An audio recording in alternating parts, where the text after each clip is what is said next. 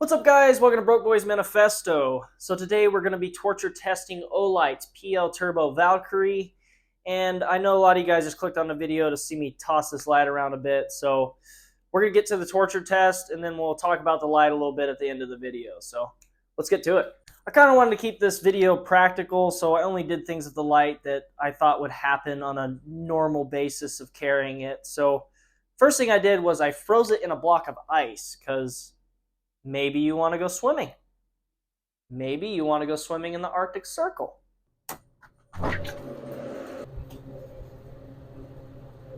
Looking a little fucking cold there, bud. Next step, of course, was just to get it out of the ice and see if it worked. Probably should have done that outside. Dumbass. Buttons are a little too frozen to press, so we're going to run under some hot water because we all know that's the best thing to do with a cold object. Moment of truth. She works! Next part of the test was just going to be dropping the thing a little bit, because I know some of you Glock guys have big, fat, dumb hands and you drop shit a lot.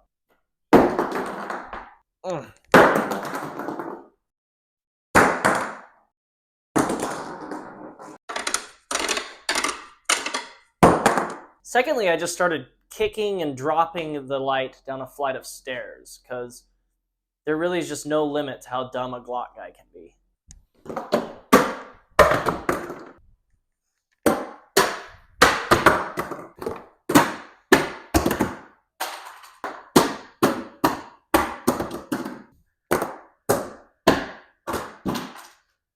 Carl! That wasn't very Walking Dead of me. Carl! Next, I was just kind of brainstorming scenarios that could possibly happen while packing this light. So hear me out. Here's the scenario. You live on the 4th floor of an apartment complex. The apartment is on fire. Your only way out is to jump out your window. Luckily for you, you notice right outside your window in your neighbor's yard is a kiddie pool. So you jump out your window into the kiddie pool, snap, break both your legs. Kiddie pool had 3 inches of water in it. They rush you to the hospital. Your doctor walks in. He says, I have good news and I have bad news. Bad news is there's a 98% chance you'll never walk again. You're like, fuck, doc. What's the good news? He leans in, looks you in the eye. Your fucking Olight still works, buddy.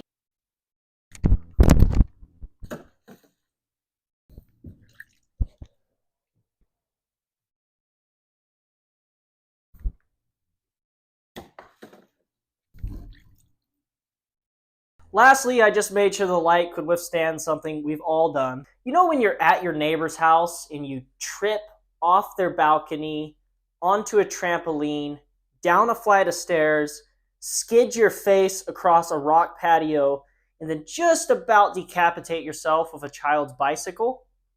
If you don't get it, you probably don't carry a Glock.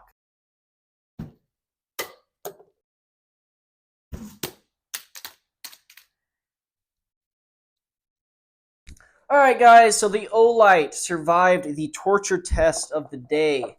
Probably could have went a little more extreme with it, but I really don't think anyone's going to be doing more with their light than that, and if you are, then you probably shouldn't be handling a firearm. So I threw it off a 4-story building into a fucking pool with about 1 inch of water in it, and then I dropped it down a flight of stairs. I kicked it around a little bit on the floor. And then, of course, the most practical test, I think, would be freezing it in a block of ice, because if you hunt, you know, you might go out in the woods and it might get cold, it might rain on you, and it might fucking snow on you. So, yeah, it survived that, and I think that was the most important test for me was, you know, surviving the elements. But I usually compare this light to the TLR1, because that is what I've been using forever. These are awesome lights. They're just a little more pricey. They are... I mean, super durable. I would trust it 100% in my life. But yeah, price-wise, you're looking at $150 for the TLR1. And then for the PL Turbo, you're looking at $90. That's pretty fucking cheap, I think, because they're pretty much the same footprint. And I think you're getting more of the PL Turbo. If you want to compare these two, you have 1,000 lumens here, you have 800 lumens here, but then you end up with 20,000 candela with the TLR1, and then you end up with 66,300 candela at the PL Turbo, which somehow makes it to where it's like, I mean, it's so much brighter. It's more directed, of course, into a little spot, but also, I don't know if it's the way they shape their lens in there, but you also get a wider range for flooding for close quarters, definitely with the PL Turbos. So literally the only thing that the TLR1 high lumen light beats the PL Turbo in is it has 1,000 lumens versus 800 lumens. But once you see the PL Turbo's beam and all that, I'll show you here in a second. You'll see that the PL Turbo just it seems like it's much better for close quarters and long distance, which it probably is. So max range is 515 meters. I think the max range for the TLR1 is like it's close to 300. I think it's 280 something. Both ambidextrous controls, so you have button on the right and a button on the left, and then if you push them simultaneously, you end up with strobe. I don't know who's running strobe, but if you're running strobe, you're probably fucking weird. You're probably one of those kids that wore fucking camouflage to school. Like not the good camouflage, like they thought they were military, but they're not camouflage. Army surplus camouflage.